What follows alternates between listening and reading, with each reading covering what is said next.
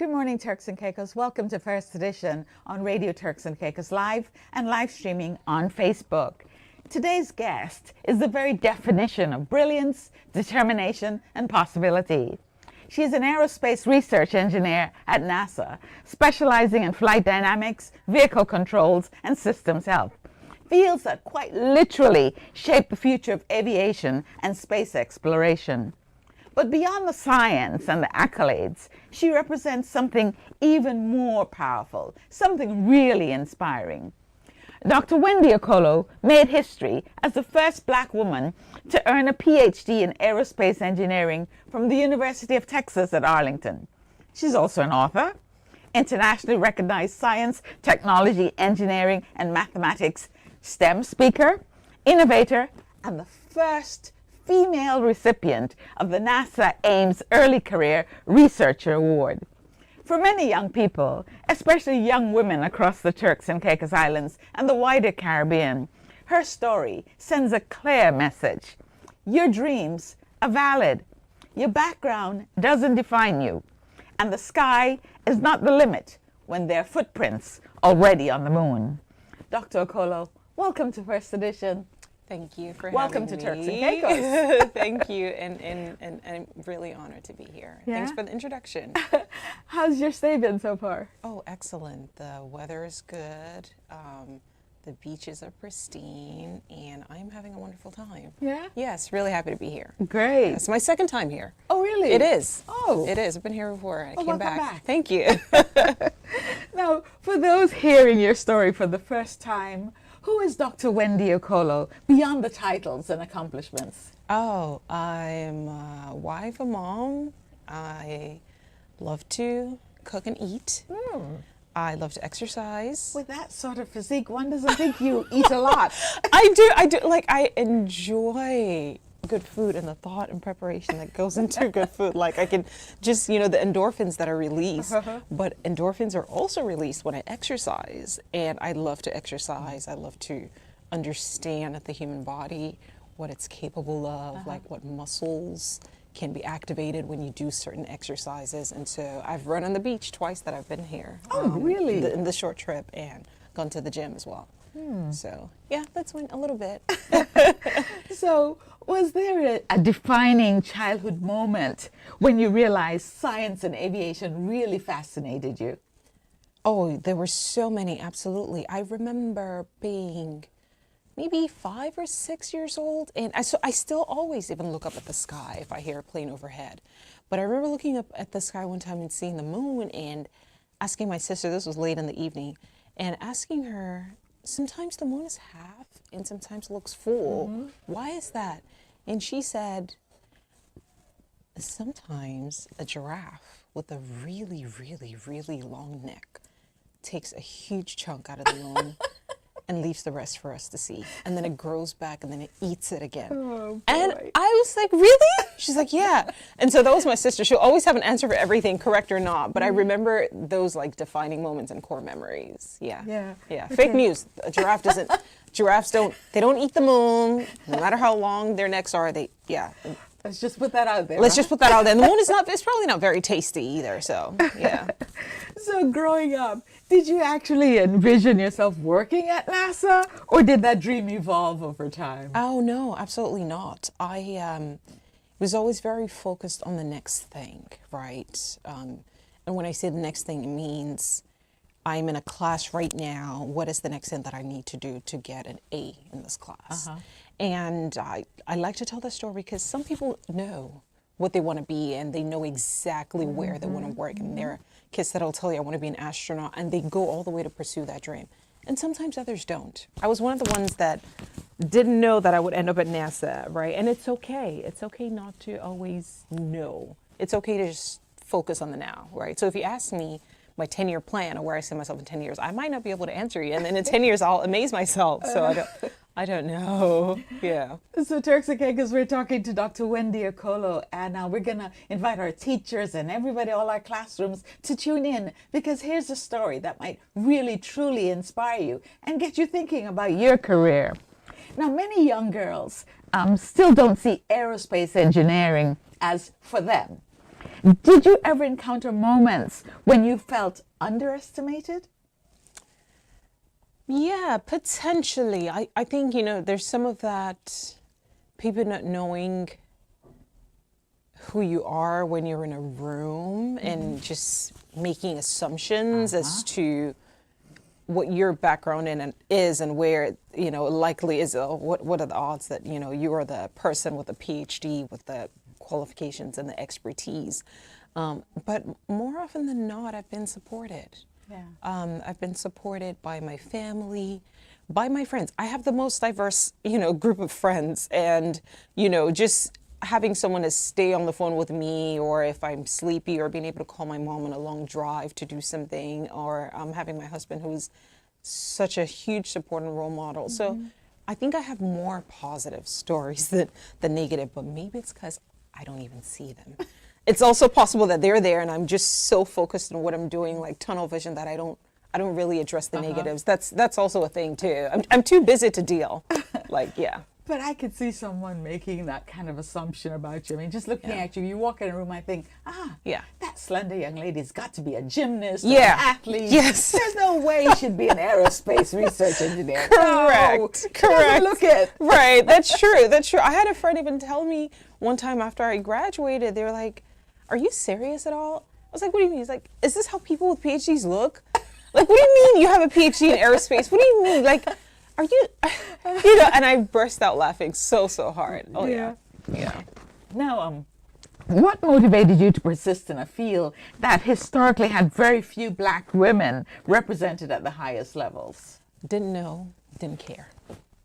Didn't know who had been there before. I couldn't be bothered. All I knew was that I was in this field. I had chosen this major. This is the degree that I told people. When you tell people, what are you studying? I'm in school for aerospace engineering. So I told people I'm graduating with this degree. I am graduating with this degree. I will not be mocked. And so, but I wouldn't just graduate with a degree. I will do well in it so that I can get a scholarship, so that it's more affordable for me and my family to go to school, so that I can get an internship, so that I can get a job when I graduate, because I'm scared of graduating and not having a job. So those were the drivers for me. It was always the next thing. It's like, what do I need to do to ace this test so that I can, finish? And then I graduated, and I went to grad school because I loved school so much. And I told everyone I'm doing a PhD in aerospace engineering. So now I got to graduate with that PhD in aerospace engineering, because I told them, right? So, it's that, I think being held to a standard based on what I have defined for myself, and the Nigerian in me as well. Failure is not an option. Yeah, but besides all that, you also seem to have a level of real deep self-confidence, and that's something young girls tend to lack sometimes. They look at themselves and they don't see that confident young woman in themselves. Yeah, I agree with that. I want to go back and say it's the Nigerian in me, but also I have gotten messages from young Nigerian girls who don't have that confidence, who may be worried about, how they perceive, especially even from their parents, right? I have a lot of mothers. Shout out to all the mothers around the world. Y'all are phenomenal, like just going so hard for your children and doing the best to get them to where they are. I mean, the fathers they're trying as well. I get messages from fathers too, but the mothers are so persistent, and I get messages from mothers that speak to that kind of lack of self-confidence, especially when children are told, what are you trying to study that for? And I've been there. I was told that. I was 6 years old when my teacher laughed at me for saying I wanted to be an engineer. Really? She laughed at me. When she laughed, the entire class laughed with her. And I was mortified. Did you go back to see her? I didn't. I couldn't be bothered, but I went and told Look at me now. I told my mom the day it happened, and my mother was very upset. She was livid. She was like, she doesn't know what she's talking about. So you will have those moments of that self, but that's why your village matters, your tribe matters. Don't shoulder things alone, right? Speak to people, speak to your friends and your parents and the people that potentially may have been there before you, and print out posters of the people that have been there before you and put them on your wall. If they can do it, then you can. Yeah. Now, Dr. Okolo, you became the first Black woman to obtain a Doctor of Philosophy in Aerospace Engineering from the University of Texas at Arlington. When that truly sank in, what emotions did you experience? It hasn't sank in. It hasn't sank in. I think I should probably maybe spend more time letting things sink in with them, but there's always the next thing, right? So I have a PhD in aerospace engineering. Where am I going to work? That's the next thing, right? So now I got an offer. Is it a good enough offer for a job? What does that mean for relocation, right? There's always the next thing, and maybe that's why people consider me successful. There isn't much time to just sit and focus. It's like, okay, so I wrote a book. What's the next thing? I have a family. What's the next thing? There are just things to do. So maybe it hasn't sank in. I don't know. So what is the next thing? What is the next thing? What is the next thing, right? I think, basking, and I'm in a different place now. Similar. I still have a very fulfilling career at NASA. I'm forced to slow down a bit with my kids because they're very humbling. You can't, kids are the little people that will throw an unexpected curve and wrench in your plans when you think, oh, you have everything figured out. You're going to start your day at this time. You're going to achieve this at this time. And then your child will tell you, I don't want that cereal. And now you got to scramble and figure out what is, oh, I don't like that new toothpaste. Mm-hmm. It's like, okay, what does this mean for the 30 minutes I plan? So it's a nice, very, very nice balance that I'm balancing now with career and family. Yeah. Yeah. When you entered university, did you then realize that you'd be the first Black? No. No idea. No idea, not a thought, not a care. I knew that I didn't see any others like me in the specific program. There were maybe one or two other Black girls like me in the entire College of Engineering, and that is the norm. That's the norm in schools across the United States. That's the norm. In fact, that's the norm probably anywhere that you have different races, right? Unless you go to a country that's specifically, with one race of people, and then you'd have more men. So I didn't know. I didn't think about it much. Most of my friends in my departments were male, and there'd be two other girls, but definitely not Black women. Yeah. Yeah. Yeah. Oh yeah.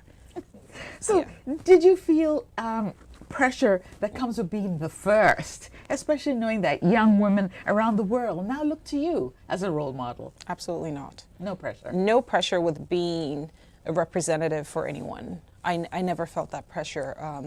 All of the pressure that I felt was for myself, right? It was all self-induced, the pressure to succeed for me. I didn't realize to be honest, I didn't realize I was anything of a unicorn till 2019. I didn't realize that at all. I just was focused on me. I knew I was different from the people in rooms around me. I knew that much, but I didn't know anyone would care. And then in 2019, I received an award. Well, I'd received awards. That was standard. I would always get awards and recognition, but I received an award that NASA nominated me for. And someone posted about the award, and it was directly from the Black Engineer of the Year. It was a Black Engineer of the Year award, and it said, Dr. Okolo received a PhD in aerospace engineering at 26, and was the first Black woman to do so. That was what caught people's attention. Yeah. From the Caribbean to parts of Africa to the UK to Malawi. I'm getting a bunch of messages. So it was in 2019 that I realized that it was something different. I didn't go or think about how special or different I was before. I wasn't even aware. I wasn't aware that I would be an inspiration to anyone. Yeah. I really didn't think so. You seem to have this drive and this sense of, I need to be at the top and always excelling. So if I asked you, were there any sacrifices that came with pursuing at that level of excellence, both academically and professionally? Were there any? No. Did you give up any fun? No. Because you were studying? Absolutely not. No? No. I didn't. And it's such an excellent question you ask. I would party on Thursday night, Friday night, Saturday night, and be in church on Sunday morning for mass and do all of my homework. And I was in a dance team. I was in the African Students Organization dance team. We had practice twice a week, once during the week for 2 hours, once for 4 hours on Saturdays, right? I would be dancing and doing dance practice from 8 to 12 on Saturdays with the other dances. I was also part of professional organizations, and I think this is where you need to remain involved. It doesn't, don't feel like you have to sacrifice it all and fit the mold of a stereotypical nerd. Okay. Stay involved and be plugged in. Don't look for, so it's easy for me to sit here and say, oh yeah, I want Oprah Winfrey or Michelle Obama to be my mentor. No, look for the mentor right above you, right? They just recently went through what you went through, right? So I can mentor a 6-year-old girl, but the 6-year-old girl should probably be looking for an 8-year-old mentor that has just navigated. So my involvement with the peers, and I was like the professional public relations officer for the Society of Women Engineers, I was able to meet senior classmen that were just maybe 1 or 2 years ahead of me. And what they would do is this, oh, Wendy, don't take this class with that class. This professor will stress you out. And don't.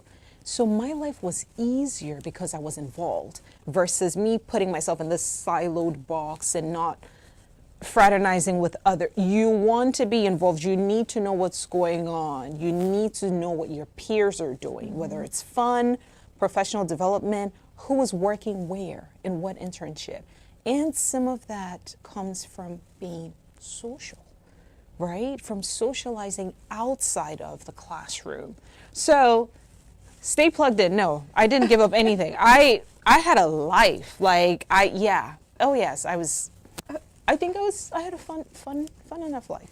Did you hear that, young girl? So you don't have to give up everything to be successful. No, absolutely not. All right, we've talked a lot about success. What about rejection? Have you ever experienced rejection, self-doubt during your journey?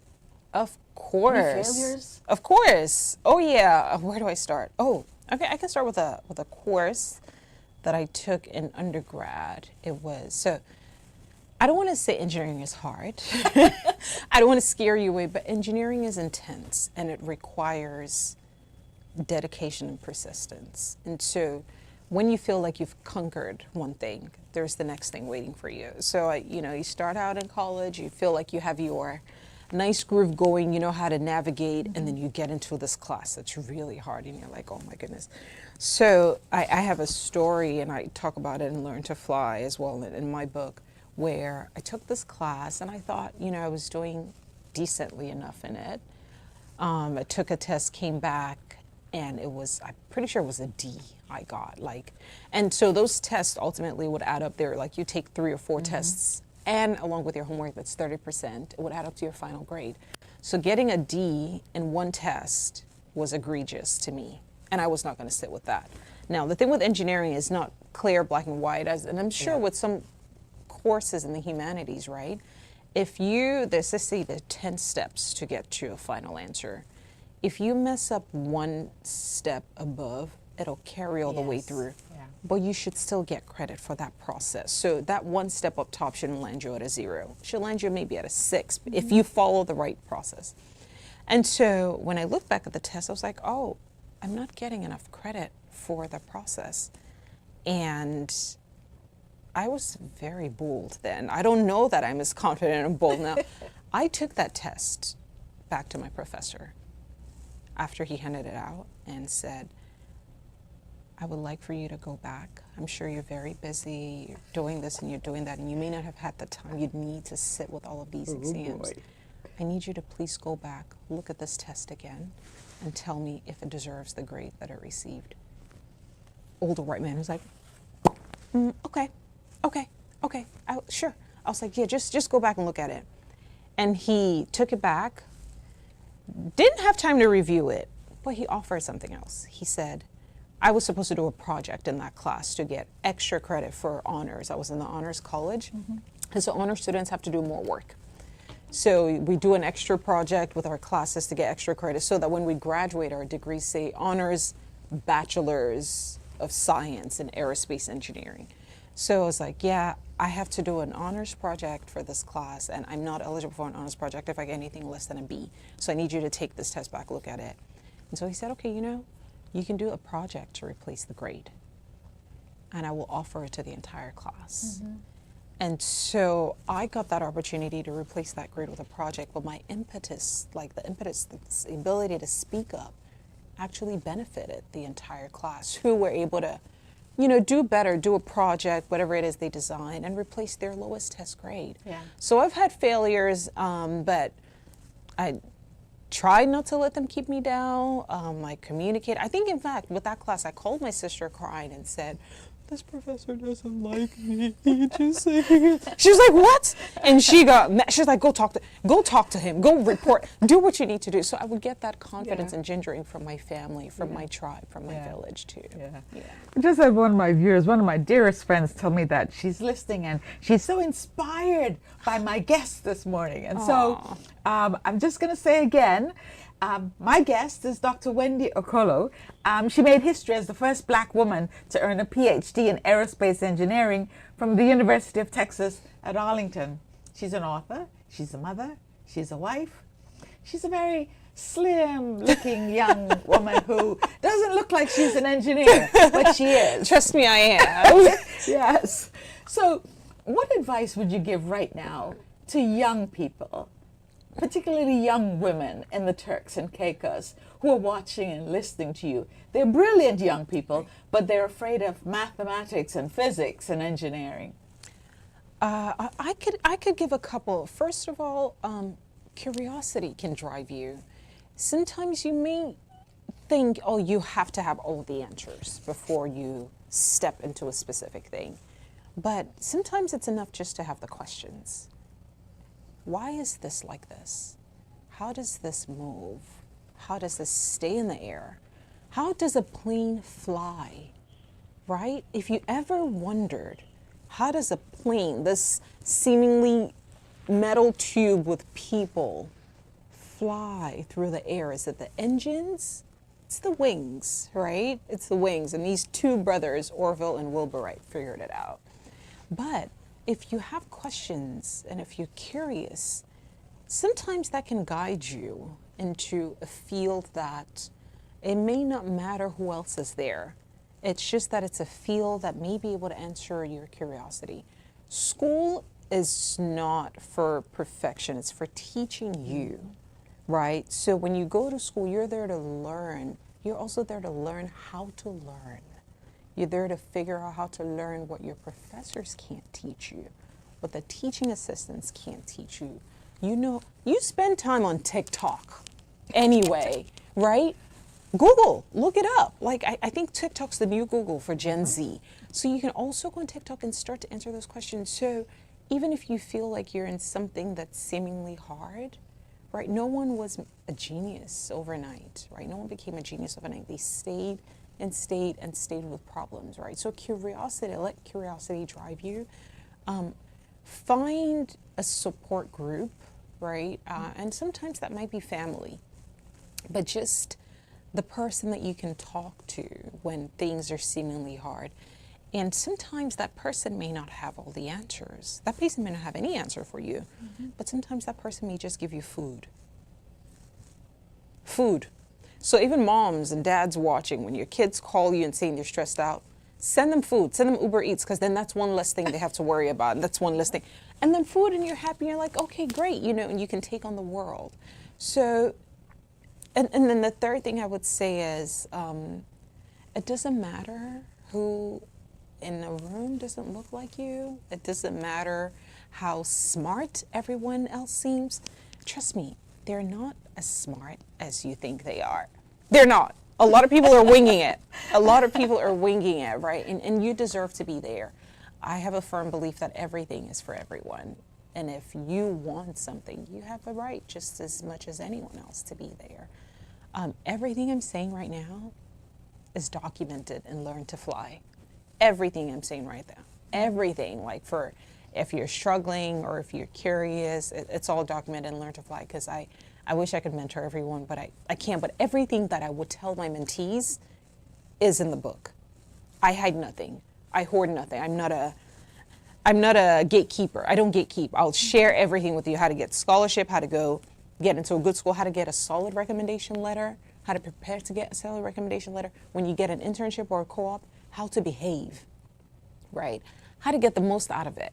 Because sometimes you get a task and you're only working with your lead or your supervisor in that task. How do you get more out of the internship? By talking to other interns about what they're doing.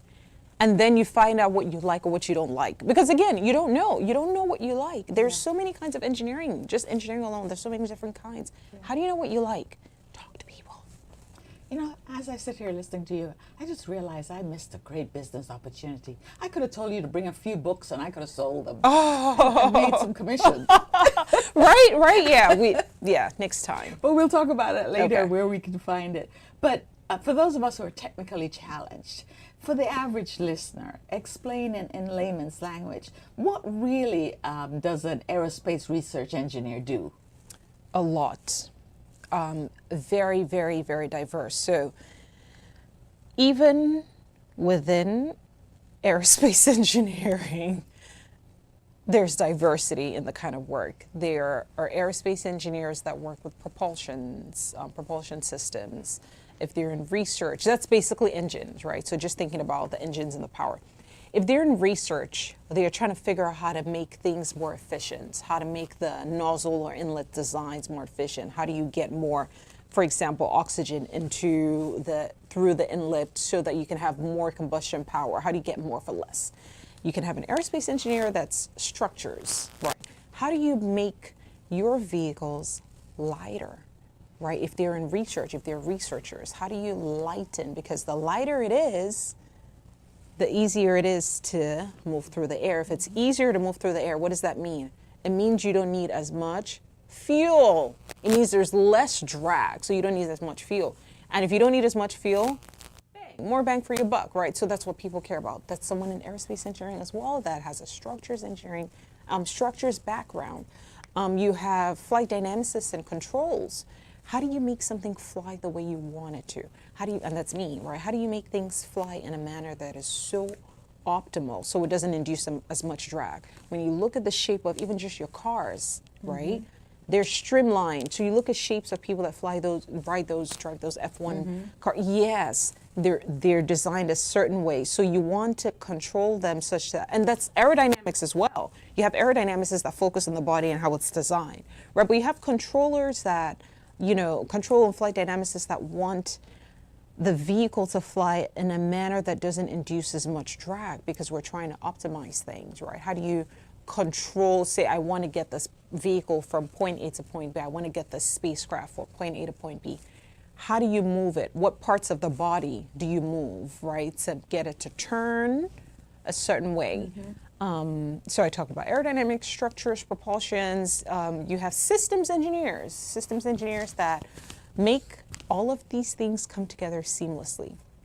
How do you get the individual pieces to talk to one another so that you don't have something designed that's a round piece for a square hole or a square hole for, for a round piece and things like that. So there are very different things that can be done with aerospace engineering. And so you go to school to learn how to learn, because when you start working, most times you're going to be learning something new as well. Yeah. Is there a NASA project that you can talk about that you worked on that made you go, wow, this is history? Yeah, there are a few, and one of them is trying to figure out how to make a spacecraft that's built like an umbrella. Literally, it's built like an umbrella fly. So it deploys like an umbrella, and it's stowed, so when it enters the atmosphere, it's kind of stowed and compact, and then before it enters the atmosphere, it's stowed, and it enters the atmosphere, it deploys. How do you control something that's built like an umbrella? Because when you think about spacecraft, we just saw the recent return of Orion. When you think about spacecraft, they typically have a rigid aero shell. Like it's like a cone, right? Like a solid form that goes around the back. And those ones have things called thrusters that fire to make the spacecraft turn if you want it to. So if it doesn't have that back shell, and there is limited space to put thrusters, how do you make something like that fly? So I got to work on that with a very young team. We were all early career folks. We were given some funding to investigate that, and it was one of my proudest moments, getting chosen, getting selected to do that, and actually bringing it to fruition. Yeah. So why is representation, particularly female representation, so important, you think, in science and engineering and technology? If the people that design technology and solutions for the public are not accurately representing what that public is, then you tend to have solutions that only work for one demographic in comparison to others. Offices are typically colder for women.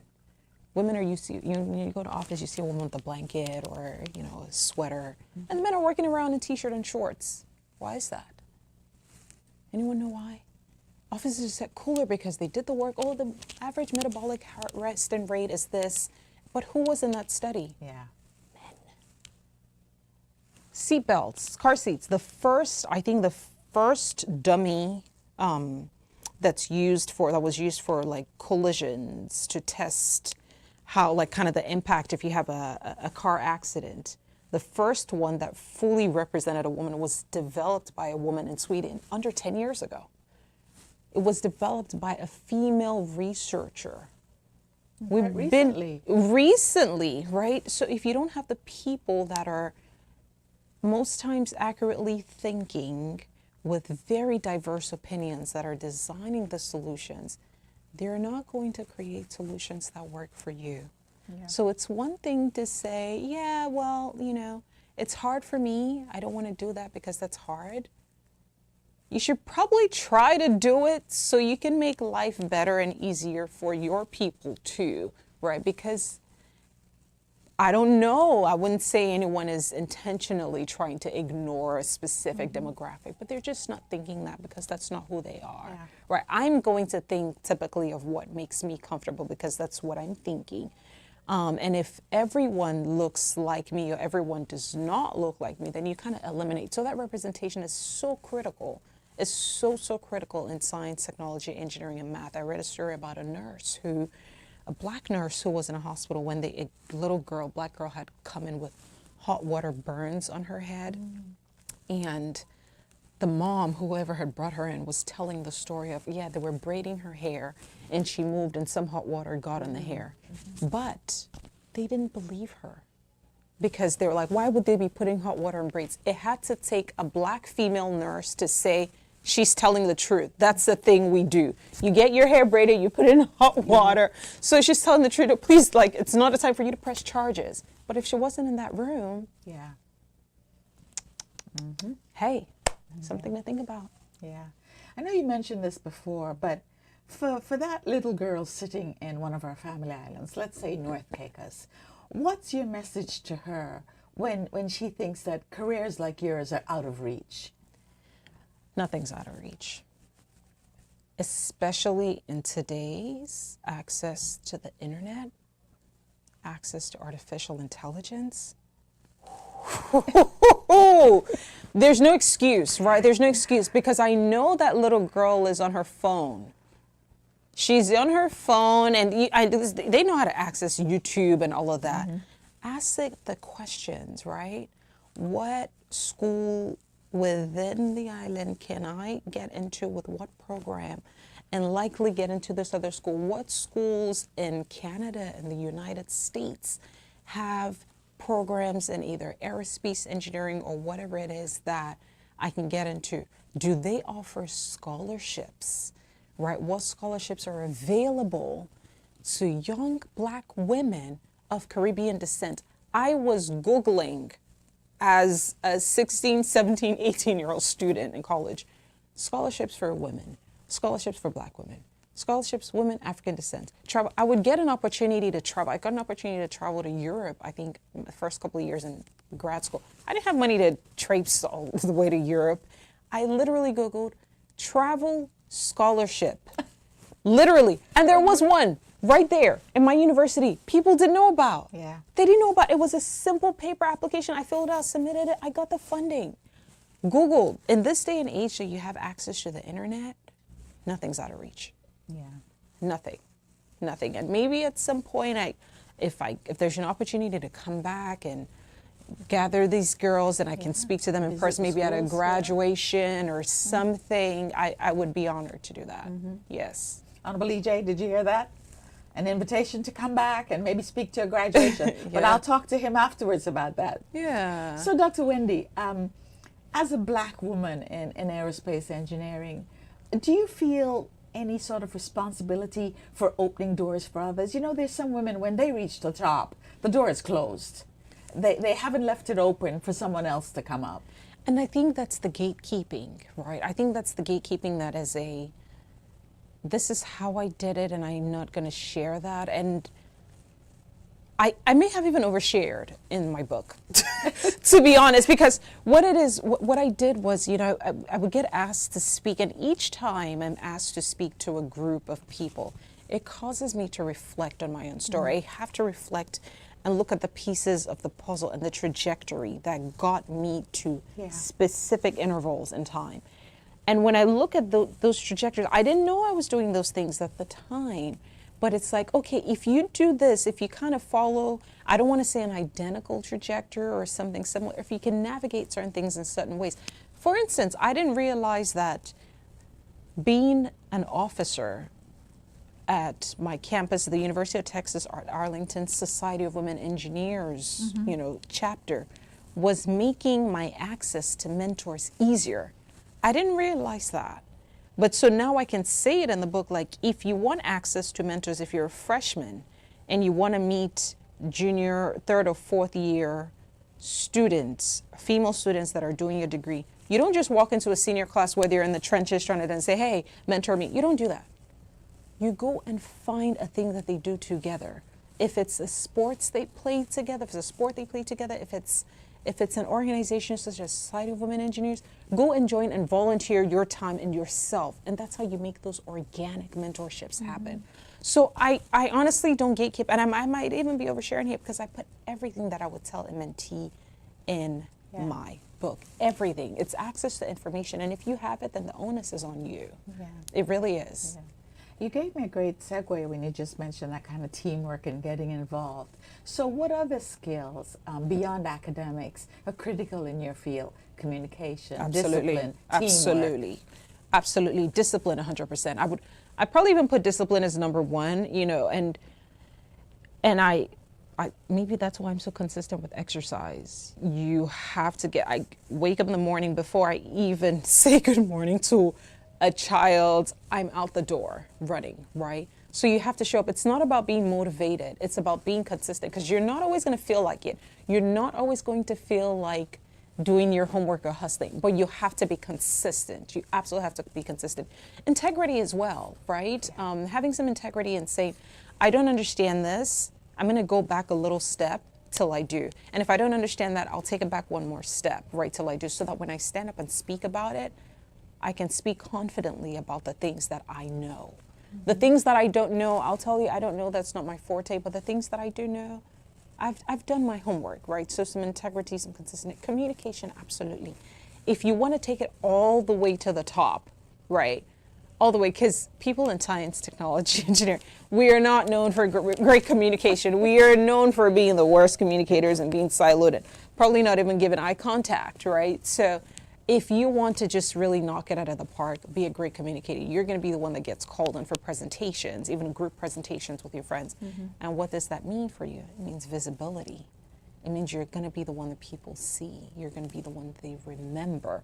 So communication, absolutely. And have an outlet. I say exercise, it can be a sport, because those things teach you teamwork, especially team sports. They teach you teamwork. They teach you how to hold to be part of a group. They teach you how to be okay when the work is not progressing the way you would want it. The work may get done, but it might not progress the exact way you want. It might not progress along the trajectory that you want. But with the team efforts, you cannot always control everything, right? And that's such an important skill to learn, because as you rise, you then have to be comfortable with delegating. And if you're never comfortable with delegating, you get stressed out, you get burned out, you don't prioritize, you know. So yeah, teamwork, communication, discipline, consistency. Be consistent. Be the one that people can expect to show up. And that is such important skill. Like, you don't be the person that cancels. Don't be the quitter. Don't be the person that cancels at the last minute. Or like, oh, I have a hair appointment at 9 o'clock. At 8:50, I'm getting a message because I know it's because someone didn't want to wake up. Yeah. I know. So you felt like you wanted to sleep a little. Was it worth it? Was it worth it? Because now you have the reputation of someone that's a quitter, right? So especially for the young folks, like, yeah, you need those skills, and then be ready to do a few hard things. Listeners, viewers, we're going to switch from Dr. Wendy, the engineer, to Dr. Wendy, the author. We know that you've written the book. You keep mentioning books, isn't it? More than one. It's just the one. Just the one? It's the one. I thought Correct. I read more than one. Yeah. So what prompted you to write that, and when? Popular demand.